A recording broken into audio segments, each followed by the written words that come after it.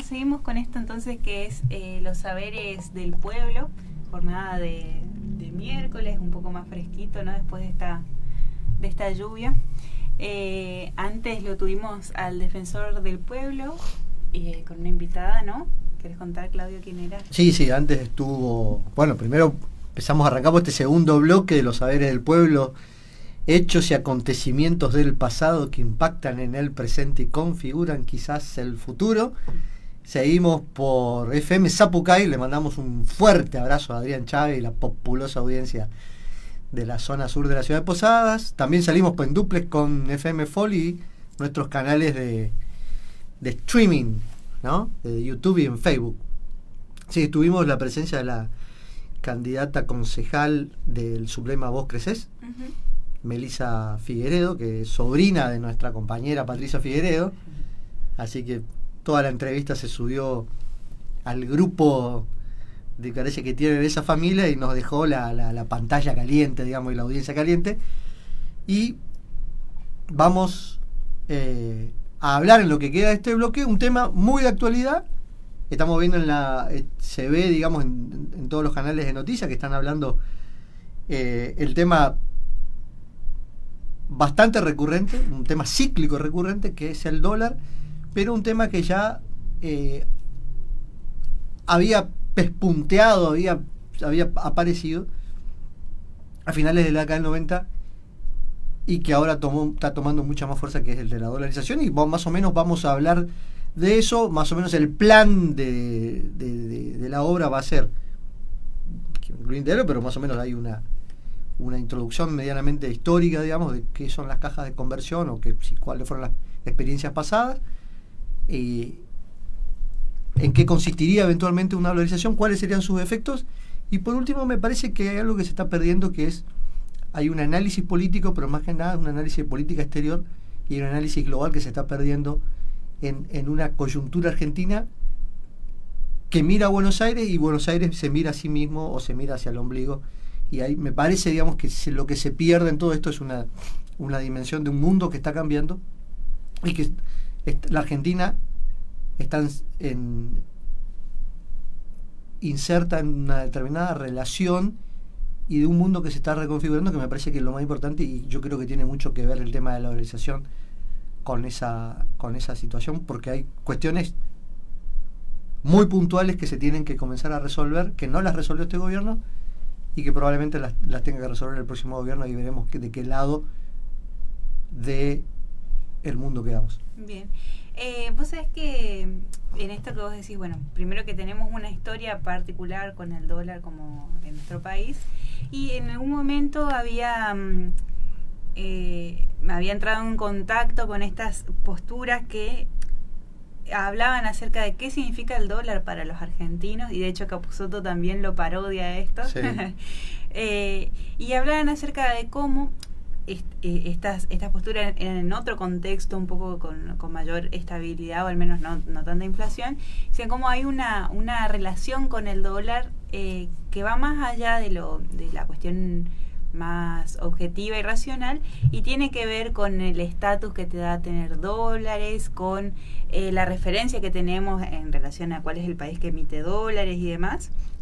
Entonces, como hay una cuestión más de estatus, de seguridad, pero desde un plano mucho más subjetivo y mucho menos racional del que pensamos, ¿no? Entonces decía, bueno, sí, está bien, esta cuestión de tener dólares o comprar dólares hay otras cuestiones que son irracionales, subjetivas, casi emocionales, que se ponen en juego ahí.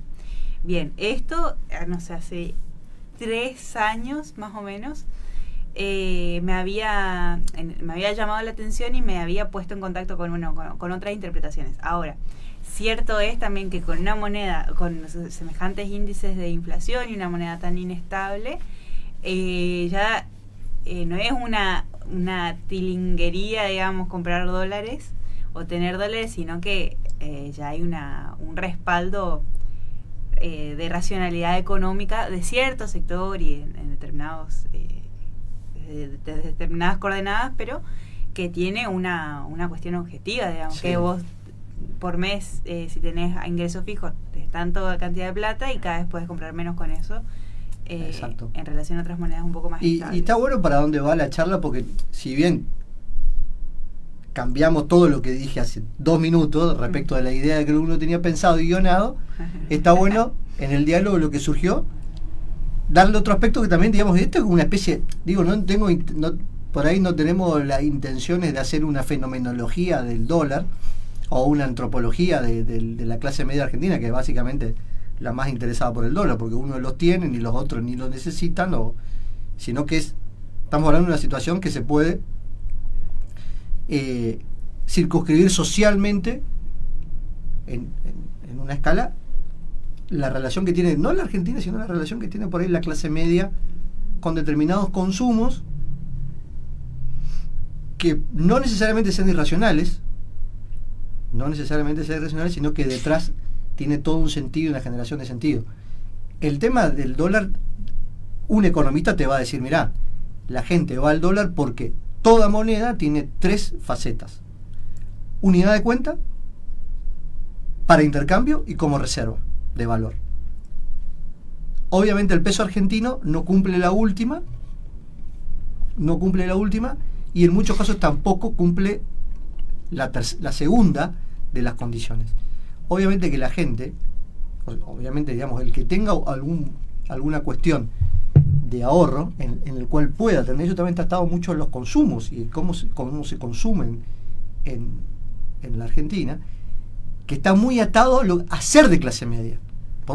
Porque, y esto me parece que por ahí un poco, ser de clase media es tener determinados consumos y está atado al consumo, inclusive eso se materializa en determinados objetos simbólicos, como por ejemplo puede ser tener el iPhone o tener el mate Stanley, ¿no? Uh-huh. Entonces, uno lo crea algo irracional. ¿Qué necesidad tengo yo de comprarme un termo que parece la bala de un cañón, que pesa 3 kilos, vacío? ¿Qué necesidad tengo yo de tener agua 24 horas, digamos? Agua caliente 24 horas, cuando la puedo calentar en cualquier lado. Sí. Sin intención de explicitarnos por qué va el dólar, un economista te va a decir, mirá, de estas 3 funciones que tiene la moneda, el peso no la cumple y se tiene que ir a algo. La gente, a lo más fácil, rápido, fungible, divisible, consumible, va a ser el dólar.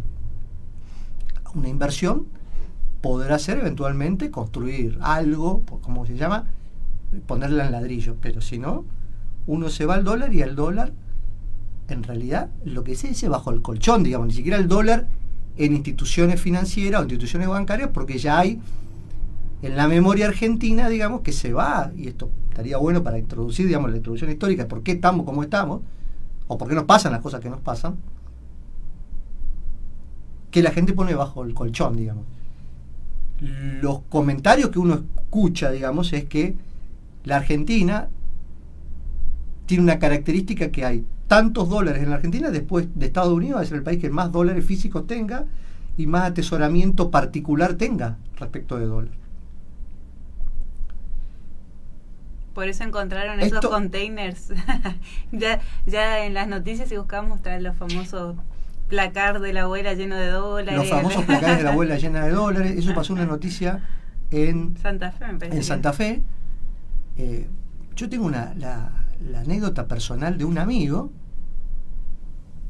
que fallece la suegra y sabían que la suegra, los hijos, sabían que la madre tenía dólares escondidos en la casa, y hasta llegaron a romper una pared para ver si nos lo había metido ahí.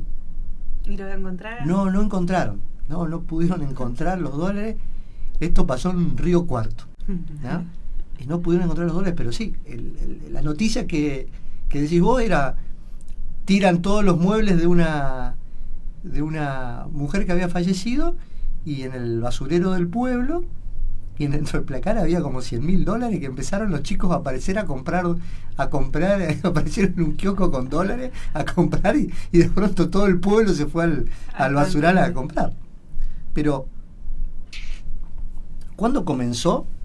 Cuando uno entrevista o habla con cualquiera, ¿cuándo comenzó esta fiebre de la clase media de atesorar en dólares? podríamos decir que hubo un punto de comienzo de esta situación que se puede poner, digamos que lo podés poner en el parteaguas de la economía, de la historia económica argentina, que fue el Rodrigazo. El Rodrigazo se llama de Rodrigazo porque es una brutal devaluación y ajuste entre el tipo de cambio que lo hace Celestino Rodríguez, ministro de Economía de Isabel Martínez de Perón. Hay un consenso en los historiadores económicos, Kicillof, Basualdo, Rapoport, hay un consenso que de alguna manera el Rodrigazo, que fue una terrible licuación de todos los ahorros y de toda la moneda, significó el fin de lo que sería un periodo económico en la Argentina que se llamaba el ISI, ¿no? La industrialización por sustitución de importaciones. Para entender esto, la Argentina siempre tuvo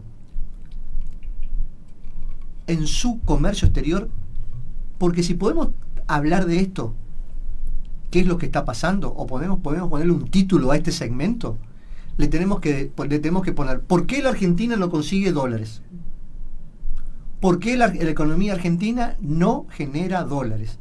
La respuesta siguiente sería ¿cómo se generan dólares, Claudio? Bueno, los dólares se generan exportando bienes. Cuando exportes más bienes con mayor mano de obra o capital intensivo, vas a poder obtener más dólares del mercado para poder equilibrar tu balanza de pago entre exportaciones e importaciones. La economía argentina, desde 1880 a la fecha, fue una triangulación entre exportar productos primarios a un lugar del mundo e importar bienes industriales del otro. Durante el periodo llamado de oro de la Argentina, un periodo que está revisitado y que no necesariamente es la época dorada que nos dicen, no quieren hacer creer, en las cuales, y hay que poner nombre y apellido, tanto Macri como Milei dicen que el problema de la Argentina comenzó en 1916 con el voto universal. O sea que a partir de la democratización, dijo Macri en una oportunidad y Milei lo volvió a resaltar, comenzó el populismo en la Argentina. Pero que tiene un claro antecedente. Una de las figuras más importantes de la historia argentina, que fue Tulio Elperín Dongui, en una entrevista que le hace Juan Carlos Chiaramonte, un historiador muy importante que vivió en Nación o Provincia, que fue primero, para una revista Todos Historia, que es Félix Luna, Tulio Elperín Dongui le dice a Chiaramonte: a la Argentina le faltaron por lo menos 10 años más de un gobierno de derecho. O sea, que la Argentina se tuvo que haber democratizado para la década del 30. ¿No? O sea, que hubo que concentrar más capital, digamos, mediante... O sea, hubo que acumular más capital, y que el gran problema en la Argentina, esto yo lo traduzco, es la falta de recursos y de capital. A la clásica pregunta, ¿por qué la Argentina no se desarrolla? La Argentina no se desarrolla por una cuestión de que no tiene capital. Es decir, ¿cómo teniendo recursos naturales no se puede? Hay que estar la referencia a otro economista, Kuznets, que dice que hay dos economías que no se explican en el mundo. Uno es la japonesa y la otra es la argentina. O sea, uno, como no teniendo recursos naturales se pudo desarrollar, Japón, y otra, teniendo recursos naturales no se ha podido desarrollar, Argentina. Más o menos esa es la historia. Pero la Argentina, evidentemente, no pudo tener un desarrollo acorde, por ejemplo, con países similares, por tamaño, por inmigración o por posición en una división internacional del trabajo, como han sido Australia o Canadá. ¿Por qué? Primero, porque históricamente la división que le ocupó a la Argentina en esa época que conocemos de oro, fue una posición muy subalternizada, pero que ya estaba implícita inclusive en el primer texto fundacional de la Argentina, que fue la representación de los hacendados, que escribe Mariano Moreno como un memorial ante el consulado, que era ahí una especie de aduana, digamos, por unas importaciones, ahí un barco que había llegado para contrabandear y no pudo contrabandear y quedó incautado por las autoridades españolas. Entonces Mariano Moreno, y esto me lo recuerdo como hoy, que me dijo un profesor de economía política, en un reclamo que yo le hago, me dice: ¿por qué no lees la representación de los hacendados? ¿Qué dice Mariano Moreno en la representación de los hacendados? Dice: nosotros tenemos mucha tierra, que podemos producir alimentos que la Europa necesita. Uh-huh. Entonces, importemos bienes, total, nosotros exportamos comida. Básicamente esto han pasado los gobiernos de distinto cuño, inclusive un gobierno tan progresista como el de Cristina Kirchner, pero se basó un ciclo espectacular basado en la venta al mundo, generar dólares a través de productos primarios que son, básicamente, en este caso no era más carne, sino era soja. Uh-huh. Pero vos lo que tenés históricamente, la Argentina obtenía dólares a través de la exportación de bienes primarios e importaba esos dólares que tenía, los necesitaba para importar bienes manufacturados. Entonces, al final de la época, digamos, de oro de la Argentina, estamos situándolo en el fin del orden conservador, y después lo que serían los dos gobiernos radicales entre el 16 y el 30, hasta el golpe, digamos. La triangulación era esta: vos le vendías carnes, muy simple, carnes a Inglaterra, que también eran los mismos productos que le vendían Canadá y Australia. Uh-huh. Y por otro lado, vos importabas bienes de las dos potencias que en ese momento estaban emergiendo, que eran por un lado Estados Unidos y por otro lado Alemania. Potencias que después terminan enfrentándose años después en una guerra, quedando una de estas potencias y dictando, digamos, la economía del mundo hasta la fecha, que es Estados Unidos. En ese orden internacional, la Argentina después de este orden trata de sustituir esas importaciones por una industrialización. Uh-huh. Entonces, el periodo que se inicia después de la década del 30 y hasta el 75 fue una industrialización subsidiada por el Estado y por el mercado argentino para sustituir esas importaciones que tenía, y el encargado de conseguir los dólares que necesitaba para esos procesos productivos de manufactura se los seguía trayendo el campo. Del 30 al 75, esa industrialización generó mano de obra intensiva, tomó mucha de la población que el campo expulsaba en su proceso, en su ciclo anterior. Eso motivó, por ejemplo, que la Argentina fuera un país tan urbanizado y que históricamente, mucho más que otros países de América Latina, y que eso generara también otras condiciones para la política. El peronismo solo se puede entender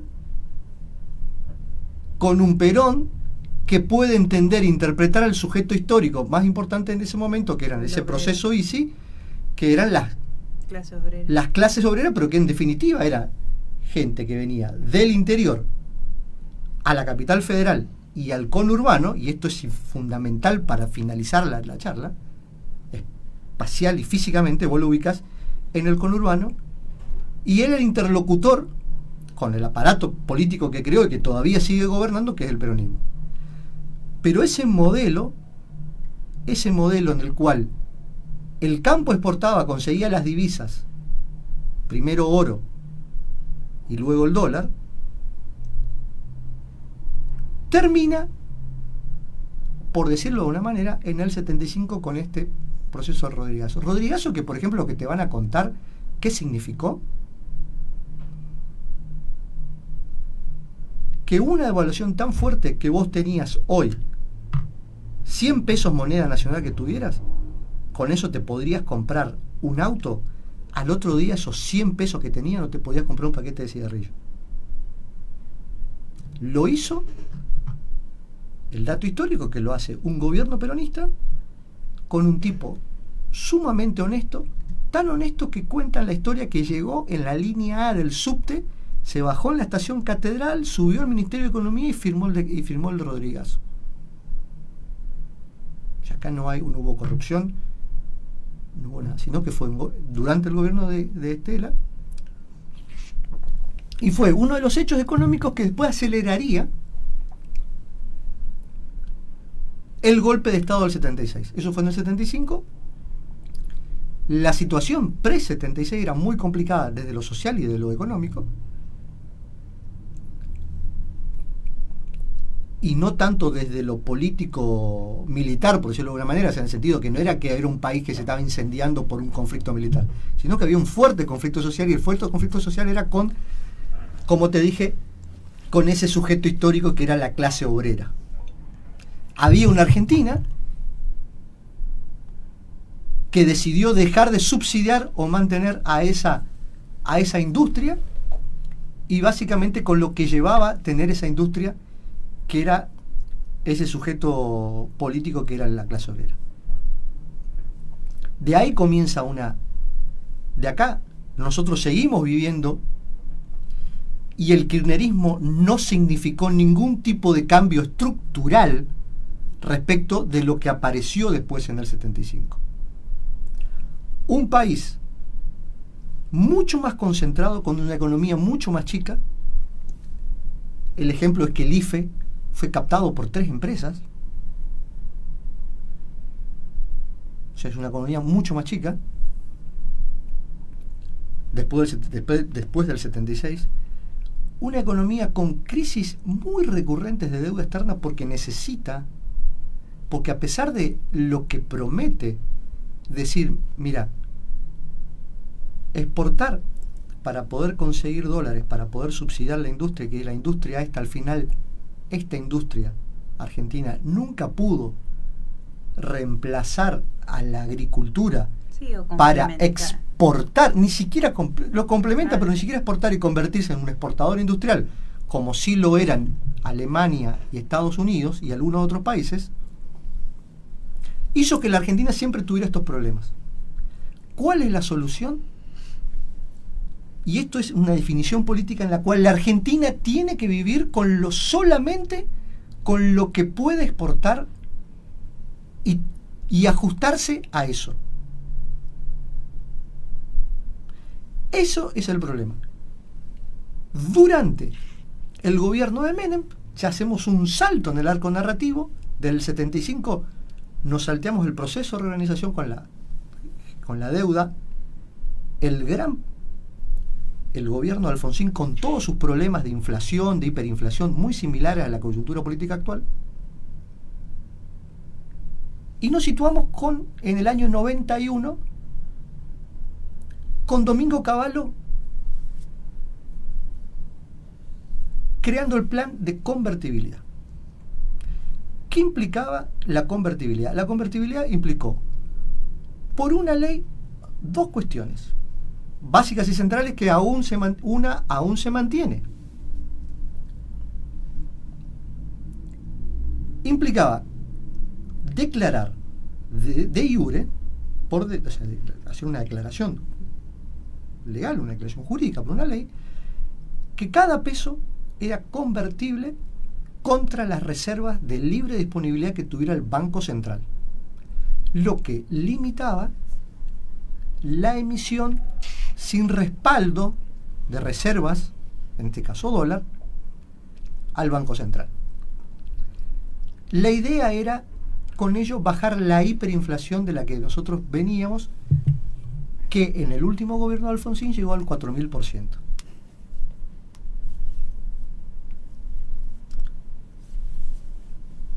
Pero esta convertibilidad tenía su antecedente directo en la historia con la caja de conversión que el primer gobierno conservador de la Argentina, posterior a la unificación y la pacificación del país, que recién se da en 1880, y que lo hace en 1880, yo creo que en 1880, en la cual decía que los bancos, porque había varios bancos que emitían monedas, pero la creación de un banco, el Banco Central todavía no existiría, existiría después de la década del 30, pero el banco que emitía, y con un dato histórico que te voy a dejar mucho más adelante para contar y que todavía nadie lo tiene presente y que está muy bueno porque inclusive eso lo pone a Kicillof como un actor económico eventualmente muy importante. Ahora quiero saber. Limitaba la emisión de papel a las reservas en oro que tuviera la Argentina. Eso generó una serie de problemas porque te deja muy expuesto a cualquier crisis internacional. Eso terminó, esto me lo pueden discutir, pero eso terminó en la Revolución del Parque de 1890, que da la creación de la Unión Cívica Nacional, que después sería la Unión Cívica Radical. El origen del Partido Radical, que hoy integra el Frente del Juntos para el Cambio, tiene su origen histórico en la Revolución del Parque de 1890, revolución que se lo hacen a Juárez Selman, una serie de jóvenes, pero por la crisis económica que se estaba viviendo. Entonces, salta esa caja de conversión en la cual el Estado se restringía la emisión monetaria a las reservas de oro que tuvieran en ese momento. El patrón oro que en la economía mundial rigió hasta el acuerdo de Bretton Woods en el año 44, cuando estaba finalizando la Segunda Guerra Mundial. En el cual ahí el patrón oro lo reemplaza por el patrón dólar. Lo reemplaza la potencia ganadora de la Segunda Guerra Mundial, que impone su moneda al resto del mundo, y en el cual le impone también que tendría que haber un organismo internacional que regulara los intercambios para darle mayor racionalidad. Es la creación del FMI. Cuando se habla de Bretton Woods, se habla de la sustitución del dólar como valor de referencia de los intercambios mundiales y la creación del FMI y del Banco Mundial, que sería primero el Banco de Reconstrucción, que se encargaría de financiar la reconstrucción de la Europa que había sido destruida por ellos mismos, que era básicamente la reconstrucción de Alemania, la reconstrucción de una Alemania en la cual Estados Unidos se había encargado de destruir.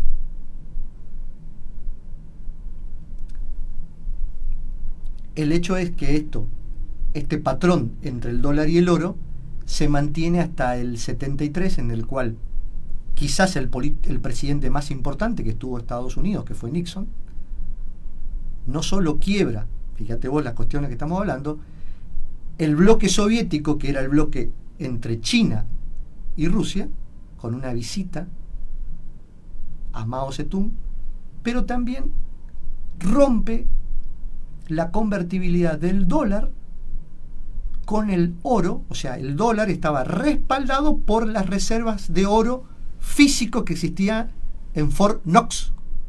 Hay una película de James Bond muy interesante que es Goldfinger, en la cual Goldfinger lo que quería era destruir, robarse las reservas de oro para poder hacer caer la economía mundial. Creo que La Casa de Papel también, pero no sé por qué no la vi. La Casa de Papel también. En la segunda temporada. Spoiler alert. Entonces tenemos una situación mundial económica que estuvimos viendo, como siempre hay un patrón sobre el cual hace referencia.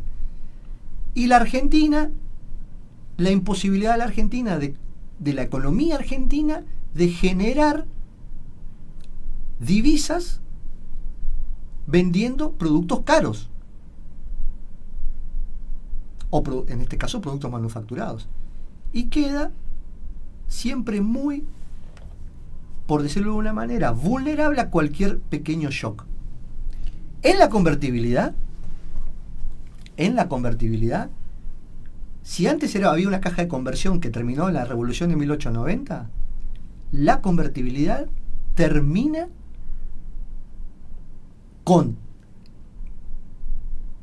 una economía en fuerte recesión porque no podía expandirse, porque necesitaba moneda y la moneda estaba muy atada a un flujo de cambio y eso no se conseguía los recursos, entonces la economía seguía siendo muy chica, no podía expandirse porque necesitabas dólares para convertirlos en pesos. Eso hace que explote en el 2001, con los resultados que más o menos todos conocemos, que somos bastante contemporáneos a lo que sucedió. Sí, y también no solo otra cuestión que se pone en juego es la cantidad de mano de obra que genera cada una de estas actividades, de estos tipos de actividades, digamos, que la actividad del campo agraria a grandes escalas, no la pequeña, pequeños agricultores ni agricultura familiar y demás, pero no requiere de tanta mano de obra porque justamente ya está altamente no industrializado, pero se ocupa maquinaria importante y demás.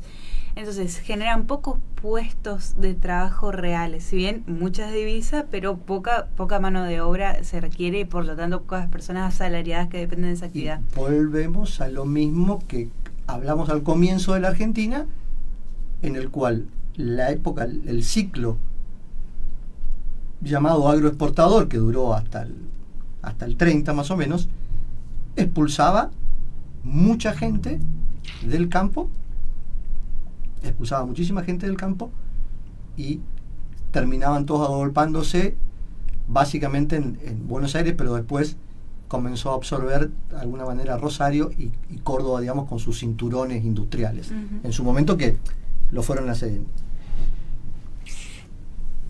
Pero tenemos momentos históricos clave en la historia de la economía argentina: 1890, 1930, 1975, 2001, y la última gran crisis que tuvo la Argentina fue esta del 2001, con pequeñas crisis cíclicas que se manifestaban cada 10 años. Uh-huh.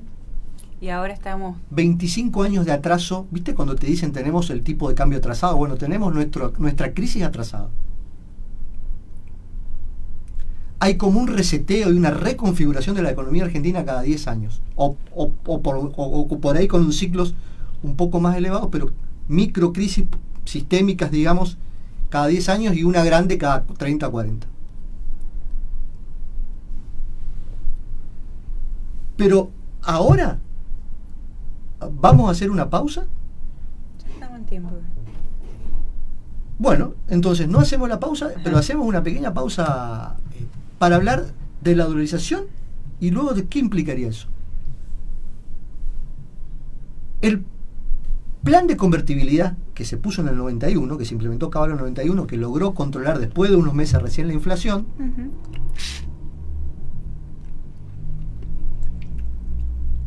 tenía como paso siguiente la dolarización. Porque el plan de convertibilidad que yo te dije tenía dos requisitos, que era uno, convertir, que eran convertibles todos los pesos a dólares, pero por otro lado también se prohibía la indexación de los contratos entre las personas. ¿Qué es la indexación? Atar. Como vos no tenías una moneda, porque no tenías una referencia, porque no había estabilidad, entonces te atabas a índices de determinados productos. Por ejemplo, mira, yo te alquilo una casa y te va a salir 1.000 pesos, pero se va a actualizar por el valor de la nafta. Uh-huh. En Misiones se usaba por el valor del kilo de yerba. Uh-huh. Se borran todas esas actualizaciones, se prohíbe la indexación. Esto generó los problemas después con la ley de alquileres. Uh-huh. Y cuando Duhalde en el 2003 termina con la ley de convertibilidad, deja salvo eso. Deja salvo el tema de la prohibición de la indexación. Quedaba vigente la indexación. Que eso fue realmente el shock con el cual frenó una inercia inflacionaria, porque ya los contratos privados ya se indexaban. Pero el siguiente proceso que implica todo proyecto neoliberal, que arranca en el 75, es la transferencia de determinados bienes sociales a manos privadas que terminan gerenciando. Hay ahorro, y esto va a ser interesante porque la dolarización va a implicar eso. Hay un montón de gasto o producto o patrimonio social que termina en pocas manos gerenciados. No hay ninguna o sea, el neoliberalismo, entendido eso básicamente. ¿Qué significa esto? En la Argentina se concretizó con la privatización de un montón de empresas del Estado que generaban déficit. Y con eso se pudo obtener las divisas necesarias para mantener la convertibilidad. Pero también implica una fuerte regulación, solamente que en beneficio de cada vez menos. Eso se tradujo en una economía cada vez más concentrada. El paso siguiente a la convertibilidad, y eso lo decía Menem, porque esto lo recuerdo, lo decía Menem, tenemos que ir hacia la dolarización. ¿Qué implicaba la dolarización? Directamente renunciar a cualquier tipo de política económica y atarte a lo que yo te había dicho, atarte al dólar. En el cual vos te atás al dólar, te atás a la política económica norteamericana, que lo establecerá la Reserva Federal subiendo y bajando tipos de interés, con eso, con una impresión, porque hay que tener en cuenta que nosotros también nos estamos comiendo la inflación de Estados Unidos. Sí, a nivel mundial, sí. Entre otros. O por lo menos la devaluación, porque acá vamos a entrar al escenario. Entonces, el paso siguiente a la convertibilidad implicaba la dolarización. Pero que, y ahora entramos en la coyuntura actual, Milei le otorga un aditamento particular a esto que no estaba en los planes dolarizadores de fines del menemismo, que es la liquidación del Banco Central. Al liquidar el Banco Central, se privatiza los activos de la República Argentina, en el cual van a pasar a manos de los privados, inversores extranjeros. O sea, vas a comprar un país a precio de saldo de remate, porque,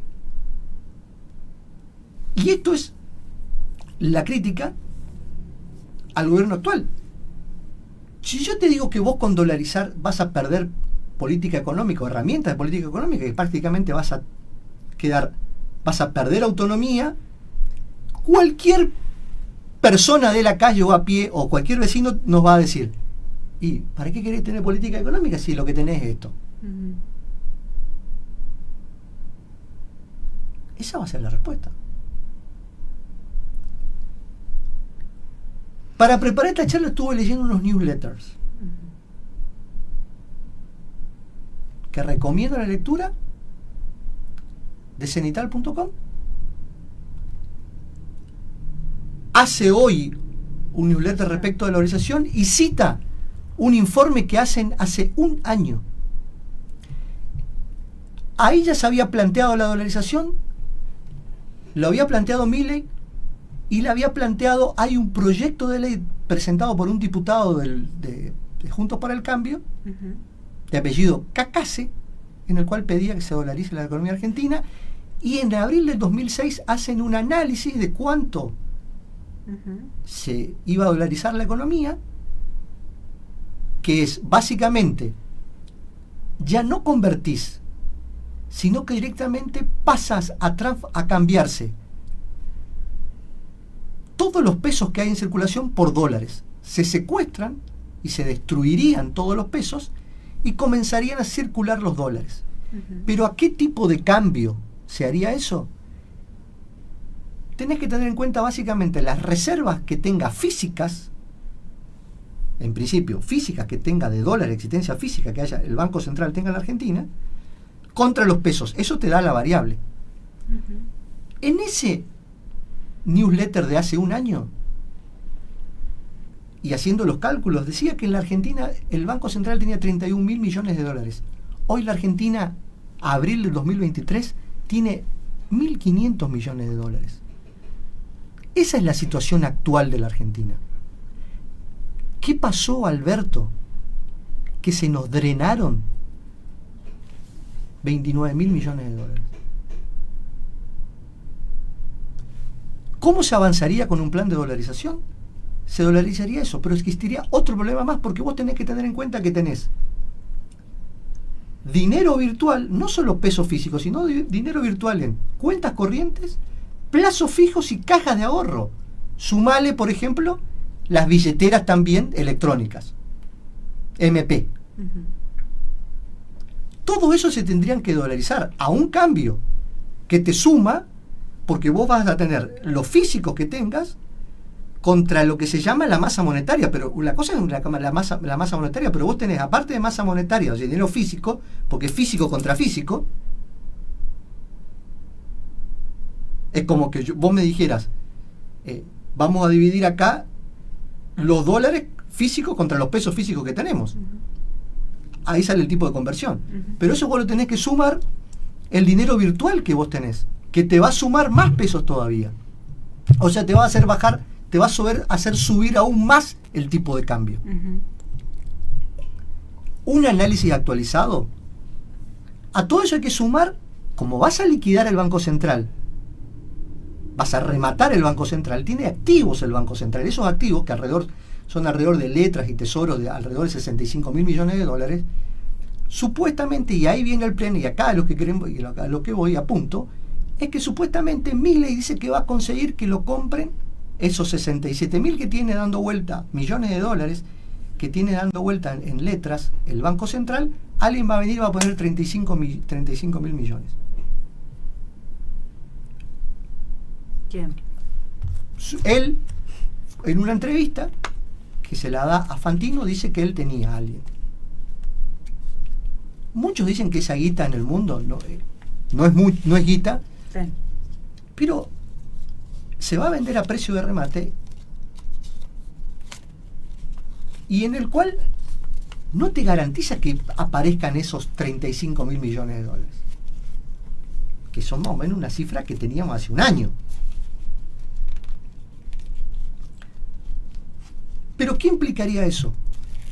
La Argentina quedaría hipervulnerable, porque tus principales compradores de productos, que son los que te dan los dólares, son Brasil y China. Brasil y China, que están enfrentados políticamente al bloque dominante que es Estados Unidos con Europa. En el trasfondo de toda esta dolarización, de toda esta situación y toda esta dolarización, yo, como análisis, lo que digo, acá en el trasfondo hay una cuestión de política exterior. Perón decía una frase que decía: la única política es la política exterior, el resto es alumbrado, barrido y limpieza, temas municipales. Hay, como te arranqué al principio, te dije, hay una reconfiguración del mundo, de los polos de poder. Hay un bloque liderado por China, por una China que de manera muy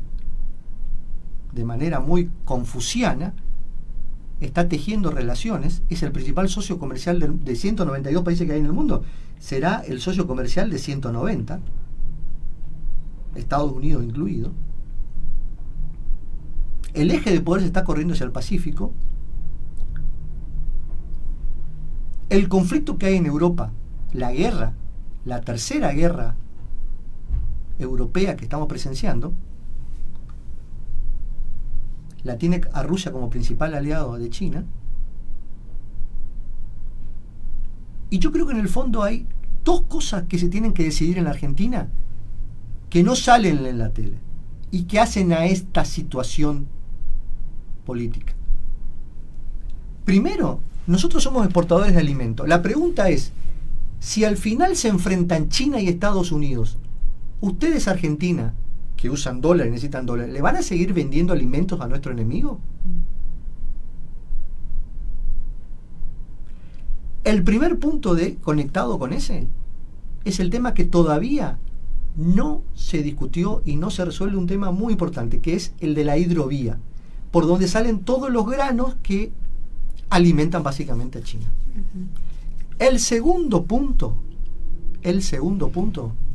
es el tema de las concesiones de las ondas radioeléctricas, básicamente llamado 5G, en el cual Estados Unidos a través de muchos funcionarios que visitaron la Argentina esta última semana, 2 mujeres, porque hay que tener en cuenta la perspectiva de género en esto, y con perspectiva de género vino a Estados Unidos a manifestar el señoreaje imperial. En los 2 casos, los 2 funcionarias que visitaron la Argentina y que no se reunieron con Cristina, como si una se había reunido antes, vinieron y plantearon que justamente la Argentina debería evitar pasarse al 5G porque está una tecnología en la cual China está dominando, le ganó a Estados Unidos esa pulseada, y que no, con la declaración que dicen, ustedes están comprando la tecnología de un país que no respeta el Estado de Derecho y no tiene adivinen qué, un poder judicial independiente. Esa es la declaración.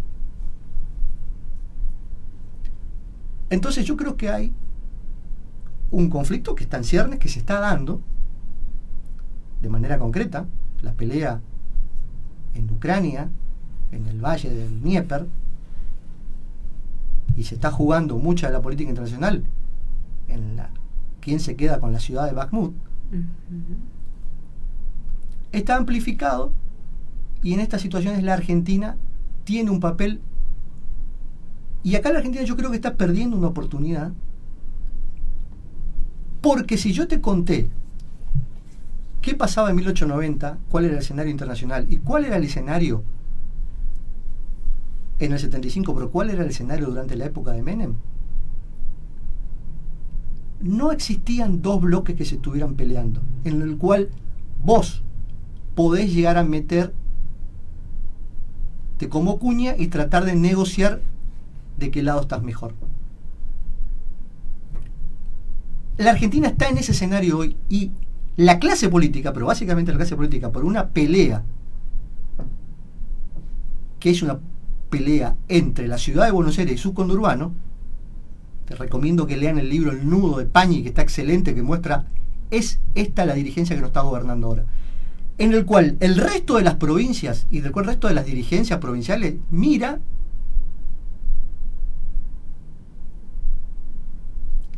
como espectador, viendo qué se está solucionando. Hoy hay una pelea, hoy por hoy hay una pelea de vuelta, ya no las peleas entre porteños y provincianos como fue antes de 1880, sino entre el conurbano y el puerto. Ahí se está peleando entre un conurbano que vive de la industria y un puerto que vive de los granos que salen, vive en el sentido financiero. Claro. Esa es la pelea de fondo de la política argentina. La pastilla final es la siguiente. ¿Y por qué Kicillof podría emitir, si la Argentina se dolariza? Anota esto.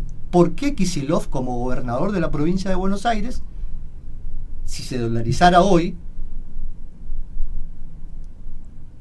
que no descuente que Massa lo puede llegar a hacer, comiéndole el control ideológico como Menem le come a la UCD el tema de la liberalización en los 90, Massa o el Frente de Todos lo podría hacer, y mañana nos podríamos despertar que estamos dolarizados. ¿Por qué existiría así la posibilidad jurídica de que Kicillof como gobernador emitiera un patacón o un peso bonaerense? El Estado de Buenos Aires no es un Estado constitutivo o fundador de la Argentina, modelo Constitución 1853. El Estado de Buenos Aires se secesiona. La Constitución que nos rige hoy, en 1853, fue sancionada con la ausencia de diputados bonaerenses,